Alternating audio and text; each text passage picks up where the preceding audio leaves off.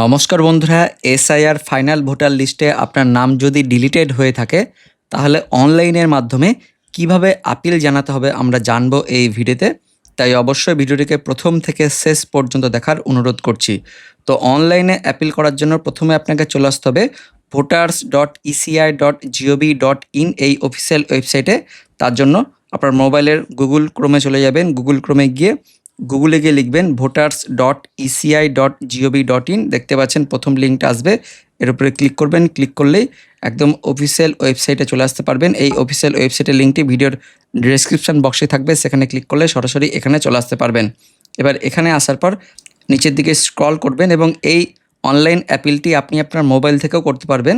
তো নিচের দিকে আসার পর দেখতে পারবেন নিচের দিকে লেখা রয়েছে সাবমিট অ্যাপিল, এইখানে আপনাদের ক্লিক করতে হবে।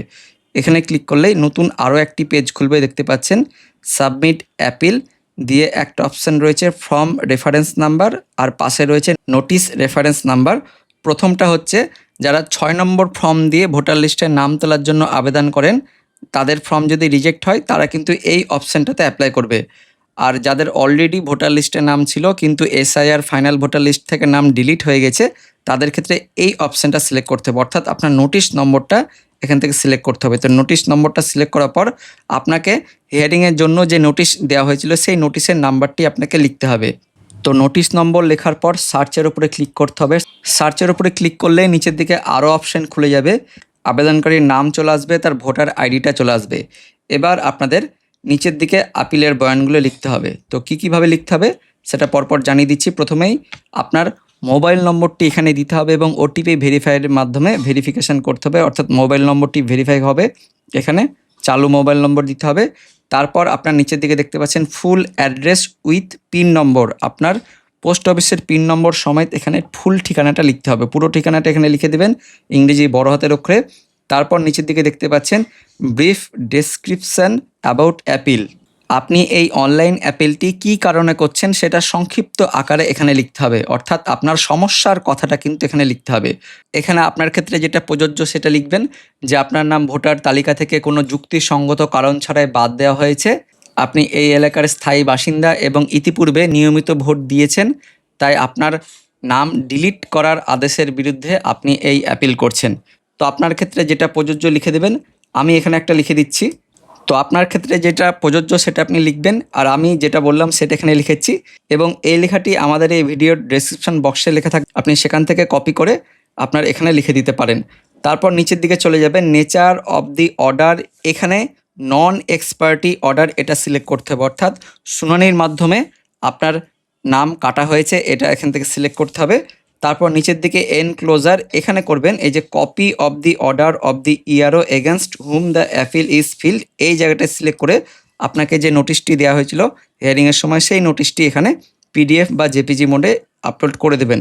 তারপর নিচের দিকে list of documentary evidence in support of the application অথবা অ্যাপিল, এই জায়গাটা সিলেক্ট করবেন এবং আপনার কাছে যে সমস্ত কাগজগুলো রয়েছে সমস্ত কাগজ পিডিএফ করে 5 MBর মধ্যে এনে এগুলো আপলোড করতে হবে। কী আপলোড করবেন, প্রথমত এসআইআর এনুমারেশন অর্থাৎ ইএফ ফর্মটি যেটি আপনার বিএলও আপনাকে দিয়েছিল সেই ফর্মটি, তার পাশাপাশি 2002 আপনার বাবার বা মায়ের যার নাম 2002 ভোটার লিস্টে ছিল সেই পাতাটা, তার পাশাপাশি বাবার অথবা মায়ের ভোটার কার্ড যেটি 2002 আছে সেই ভোটার কার্ডটাই দিতে হবে, বাবা মায়ের আধার কার্ড, তার সঙ্গে আপনার নিজের জন্ম সার্টিফিকেট বা মাধ্যমিক পাস সার্টিফিকেট যেটা আপনার থাকবে, জন্ম সার্টিফিকেট থাকলে জন্ম সার্টিফিকেট, মাধ্যমিক পাস হয়ে থাকলে মাধ্যমিক পাস সার্টিফিকেটটাও দিবেন, তার পাশাপাশি নিজের আধার কার্ড এবং তার সঙ্গে জমির দলিল বা পর্চা এবং ওই যে 13টা ডকুমেন্ট রয়েছে এসআইআরের সেই 13টা ডকুমেন্টের মধ্যে যে কোনো ডকুমেন্ট যেটা আপনার ক্ষেত্রে রয়েছে সেই সমস্ত ডকুমেন্টটি পিডিএফ করে এখানে একসঙ্গে পিডিএফটা করতে হবে। একসঙ্গে পিডিএফ করে 5 MBর মধ্যেই ফাইলটা হয়ে গিয়ে এখানে আপলোড করতে হবে। এবার সবথেকে ভাইটাল এখানে আসছে reason oblique grounds for filling the appeal, অর্থাৎ ভোটার লিস্ট থেকে আপনার নাম কাটা ভুল হয়েছে তার জোরালো যুক্তি এখানে লিখতে হবে। আপনি নিজের মতন করে কেন আপনার নাম ডিলিট করা হলো সেটা লিখতে পারেন। তো আমি একটা এখানে লিখে দিয়েছি ফরম্যাট, আপনি নিজের মতন করেও লিখতে পারেন অথবা আমি যেটা লিখেছি সেটাও আপনি কপি পেস্ট করে দিতে পারেন। এখানে 1 নম্বরে যেটা লেখা হয়েছে যে ভোটার লিস্ট থেকে আমাকে কোনো যুক্তিসঙ্গত কারণ ছাড়া এবং সুযোগ ছাড়াই আমার নামটি ভোটার লিস্ট থেকে ডিলিট করা হয়েছে, 2 নম্বরে আমি স্থায়ী বাসিন্দা এবং তার প্রমাণপত্র আমার কাছে রয়েছে। 3 নম্বরে বলা হয়েছে কোনো ফিল্ড ভেরিফিকেশন করা হয়নি আমার উপস্থিতিতে। তো এই সমস্ত কারণের জন্য আমি এই অ্যাপিলটি করছি এবং পাশাপাশি রিলিফ সাউট অর্থাৎ আপনার দাবি কি রয়েছে সেই দাবিটা এবার আপনাকে লিখতে হবে। অর্থাৎ আপনার নামটা তোলা হোক, আপনার কাছে সমস্ত কাগজপত্র রয়েছে, এগুলো আপনি নিজের মতন করে লিখতে পারেন, অথবা আমি যেটা লিখেছি সেটা আপনি কপি পেস্ট করে দিতে পারেন। এই সমস্ত লেখাগুলো আমাদের এই ভিডিওর ডেসক্রিপশনে থাকবে, সেখান থেকে আপনি কপি করে আপনার অ্যাপিলেও এটা লিখতে পারেন। তো এখানে যেটা লেখা হয়েছে, ইআরও অর্থাৎ ইলেকটোরাল রেজিস্ট্রেশন অফিসারকে আপনি অনুরোধ করছেন যে আপনার ডকুমেন্টগুলো আবারও পুনরায় যাচাই করা হোক এবং ডিলিট করার যে অর্ডারটা অর্থাৎ প্রথম থেকে বিচার করা হোক এবং পাশাপাশি ভোটার লিস্টে আপনার নামটা আবারও দ্রুত ফিরিয়ে আনার ব্যবস্থা করা হোক এবং আমি যাতে ভোট দিতে পারি, যেটা আমার সাংবিধানিক অধিকার, সেটা যাতে করা হোক সেই জন্য আপনি এই দাবি করছেন। এবং তারপর আপনি কোথা থেকে এই দাবিটি করছেন সেই জায়গার নামটা এখানে দিয়ে দিবেন, আপনার এলাকার নামটা দিবেন এবং তারপর সাবমিট করে দেবেন।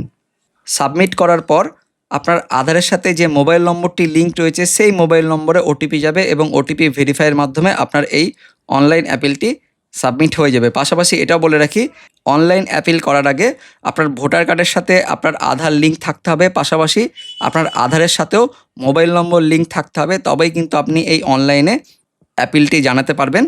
এবং সাবমিট হয়ে যাওয়ার পর একটা আপনি রেফারেন্স আইডি পাবেন, সেটা পরবর্তীকালে রেখে দেবেন। সেই রেফারেন্স আইডি দিয়ে পরবর্তীকালে আপনার স্ট্যাটাসটা চেক করা যাবে। পাশাপাশি পরবর্তীকালে অফিস থেকে আপনাকে ফোন করা হবে এবং সেই ফোনে আপনাকে জানিয়ে দেওয়া হবে যে কোথায় কখন আপনার হিয়ারিং থাকবে, কী কী ডকুমেন্টগুলো আপনাকে নিয়ে যেতে হবে বা আপনি যে সমস্ত ডকুমেন্টগুলো দিয়েছেন সে সমস্ত ডকুমেন্টগুলো আপনাকে নিয়ে আসতে হবে। সব কিছু কিন্তু আপনার ফোনেই পরবর্তীকালে এসএমএসে জানিয়ে দেওয়া হবে। তো সবাই অনলাইনে এই অ্যাপিলটি করতে পারবেন না। যাদের ভোটার কার্ডের সাথে আধার লিঙ্ক রয়েছে এবং আধারের সাথে আপনার মোবাইল নম্বর লিঙ্ক রয়েছে তারাই কিন্তু এই অ্যাপিলটা করতে পারবেন এবং আপনার ভোটার কার্ডে যে নাম রয়েছে আধার কার্ডেও সেই একই কিন্তু নাম থাকতে হবে, তবেই আপনি এই অনলাইনে অ্যাপিলটি করতে পারবেন। তাছাড়া অনলাইনে অ্যাপিল করতে পারবেন না। তার জন্য আপনাদের অফলাইনে অর্থাৎ দরখাস্তের মাধ্যমে আপনাদের অ্যাপিলটি করতে হবে এবং দরখাস্ত বা অফলাইন মোডে আপনাদের কিভাবে অ্যাপ্লিকেশন করতে হবে সেটা নিয়ে অলরেডি কিন্তু আমরা ভিডিও করে দিয়েছি। যারা সেই ভিডিওটি দেখেননি অবশ্যই দেখে নেবেন। এবং এই মুহূর্তে লেটেস্ট আপডেট অনুযায়ী এখন থেকে আপনারা আপনাদের এলাকার বিডিও অফিস বা এইচডি অফিসেও অফলাইনের মাধ্যমে নাম ডিলিট হওয়ার বিরুদ্ধে অ্যাপিল করতে পারেন এবং সেখানে আপনাদের একটা অ্যাপ্লিকেশন থাকবে, দরখাস্ত থাকবে, সেটা আপনি সাদা কাগজেও লিখতে পারেন অথবা ফরম্যাট থাকবে, সেই ফরম্যাটটি আমাদের ভিডিওর ডেসক্রিপশনে দিয়ে থাকবে, সেটা আপনি ডাউনলোড করে প্রিন্ট আউট করে এবং সেটি পূরণ করে আপনাদের সমস্ত ডকুমেন্ট তার সঙ্গে অ্যাটাচ করে আপনার এলাকার বিডিও অফিস, এইচডি অফিস বা ডিএম অফিসে গিয়েও আপনি জমা দিতে পারেন। তো বন্ধুরা, এই ছিল অনলাইনের মাধ্যমে অ্যাপিল করার পদ্ধতি। ভিডিওটি ইনফরমেটিভ হয়ে থাকলে বা ভালো লেগে থাকলে লাইক করবেন, শেয়ার করে দেবেন। চ্যানেলে নতুন দর্শক হয়ে থাকলে চ্যানেলটিকে সাবস্ক্রাইব করে দেবেন। দেখা হচ্ছে পরবর্তী আপডেট নিয়ে।